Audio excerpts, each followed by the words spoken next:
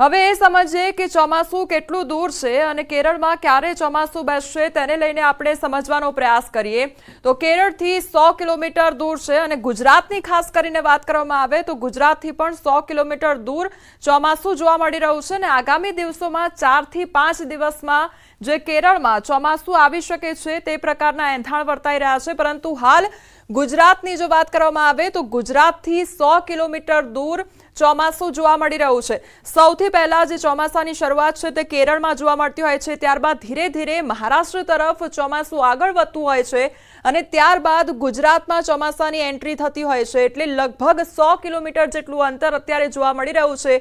ગુજરાતથી 100 કિલોમીટર દૂર ચોમાસું જોવા મળી રહ્યું છે, પરંતુ જો કેરળમાં 4 થી 5 દિવસમાં જો ચોમાસું આવી જાય છે તો 15 વર્ષનો જે રેકોર્ડ છે તે પણ તૂટી શકે છે। આ તરફ ગુજરાતની વાત કરવામાં આવે તો ગુજરાત નજીક વાવાઝોડાનું સંકટ વર્તાઈ રહ્યું છે।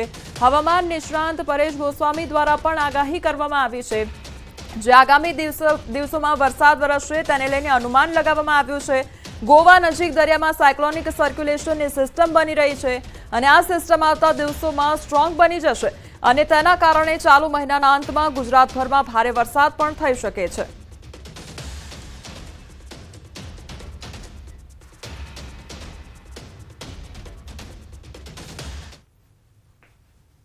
ગોવાથી દક્ષિણ પશ્ચિમ અને કેરળથી ઉત્તર પશ્ચિમમાં એક દરિયાની અંદર સિસ્ટમ બની રહી છે, સાયક્લોનિક સર્ક્યુલેશન બની રહ્યું છે।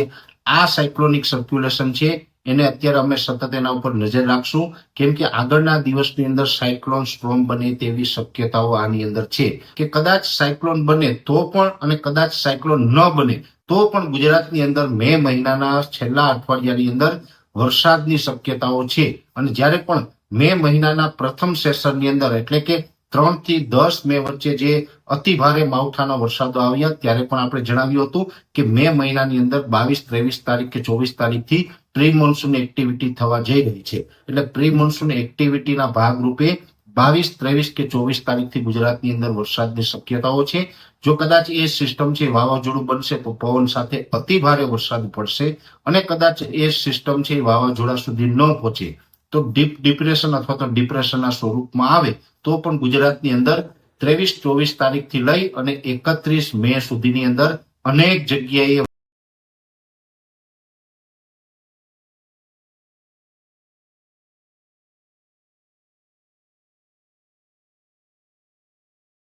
દરમિયાન સિસ્ટમ વધારે સક્રિય બનશે તેવું કહેવામાં આવ્યું છે।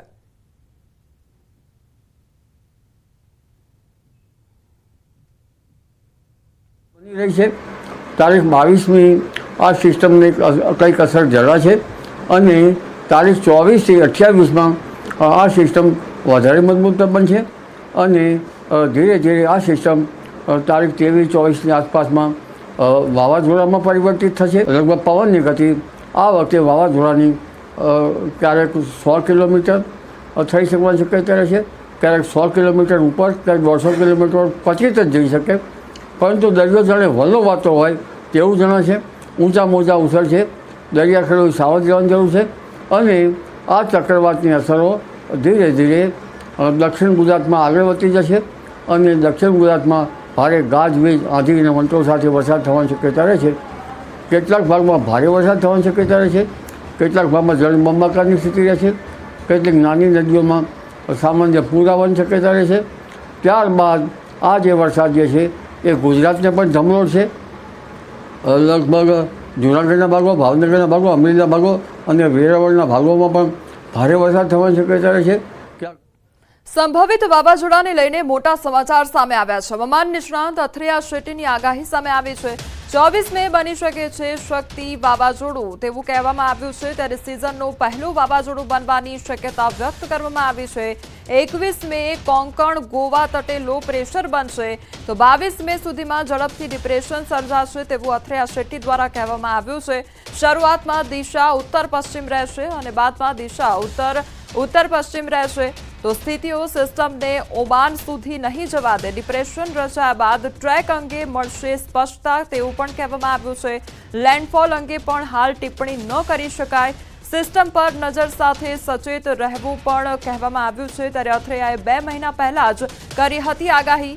26 માર્ચે વાવાઝોડું બનવાની દર્શાવી હતી શક્યતા. ચોમાસા પહેલા વાવાઝોડું બનશે એવું આપ્યું હતું અનુમાન અને તે પ્રકારના અત્યારે એંધાણ પણ વર્તાઈ રહ્યા છે.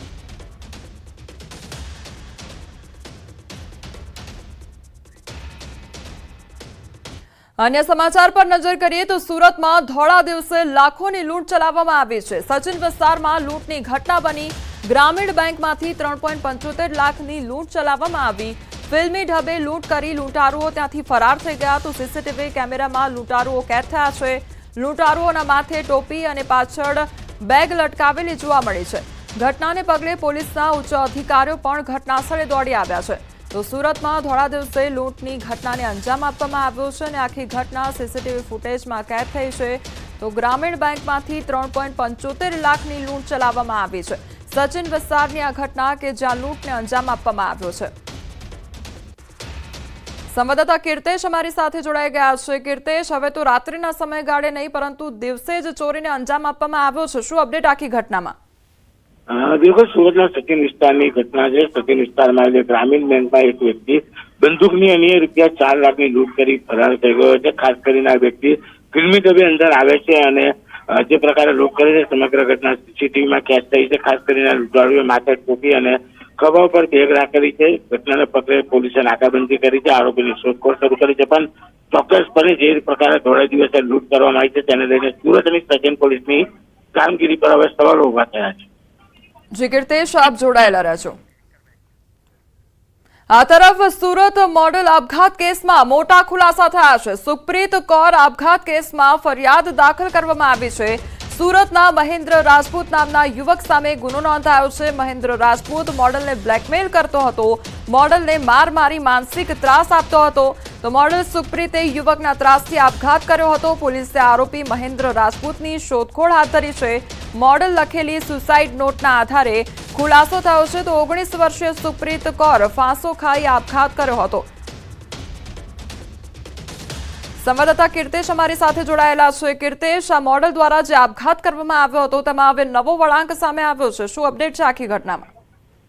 બિલકુલ, સારોલી વિસ્તારમાં જે મોડલે થોડા દિવસ પહેલા આપઘાત કર્યો હતો. ખાસ કરીને 19 વર્ષીય સુપ્રીત કૌરે જે ઘરે ફાંસો ખાઈને આપઘાત કર્યો છે જેમાં હવે નવો વળાંક આવ્યો છે. સારોલી પોલીસની તપાસમાં આપઘાત પાછળનું કારણ બહાર આવ્યું છે. કારણ કે મોડલે તેના પ્રેમી છે તેના અત્યાચારથી આ પગલું ભર્યું છે. ખાસ કરીને મહેન્દ્ર રાજપૂત નામનો યુવક છે કે તેના વિરુદ્ધ દુષ્પ્રેરણાનો ગુનો પણ પોલીસ દ્વારા દાખલ કરવામાં આવ્યો છે. ખાસ કરીને આ મોડલ છે તે લિવિંગ રિલેશનમાં રહેતી હતી અને મહેન્દ્ર રાજપૂત છે તે મોડલના ફોટા વાયરલ કરી તેને કરવાની ધમકી આપી બ્લેકમેલ કરતો હતો. પ્રેમિક ઘરમાં ઘૂસી તેના હાથ પગમાં માર મારતો હતો, ડાળ મારતો હતો. આ તમામ વસ્તુઓથી કંટાળી મોડલે આપઘાત કરી લીધો હતો. જોકે મોડલ દ્વારા એક અરજી કરવામાં આવી હતી. અરજી અને સુસાઇડ નોટના આધારે આ સમગ્ર મામલો સામે આવતા પોલીસે આ મામલે તપાસ તેજ કરી છે. જી કીર્તેશ, સમગ્ર માહિતી બદલ આપનો આભાર. ગોંડલમાં વાહન ચાલકો ખાડામાં ખાબક્યા અને હાઈવેમાં ખોદકામ દરમિયાન આ ઘટના બની. ગોંડલ પાસે નેશનલ હાઈવેના કામમાં બેદરકારી દાખવવામાં આવી. પરિવાર ખાડામાં ખાબકતા હોવાના સીસીટીવી ફૂટેજ પણ સામે આવ્યા છે. ગુંદાળા ચોકડીથી અર્જુન હોટલ સામે 2 બાળકો સાથેનો બાઇક સવાર પરિવાર ખાડામાં ખાબક્યો હતો અને તે અંગેની આખી ઘટના સીસીટીવી કેમેરામાં કેદ થઈ છે. અને ગઈકાલે વધુ એક બાઇક સવાર ખાડામાં ખાબક્યો હોવાના પણ સીસીટીવી ફૂટેજ સામે આવ્યા છે. હાઈવેના કામમાં ચાલતા લોલમલોલ સાથે સર્જાતા અકસ્માતોને લઈને લોકોમાં રોષ જોવા મળી રહ્યો છે. તો જે રસ્તા પર સમારકામ કરવામાં આવી રહ્યું છે તેના કારણે લોકો રસ્તા પર પડી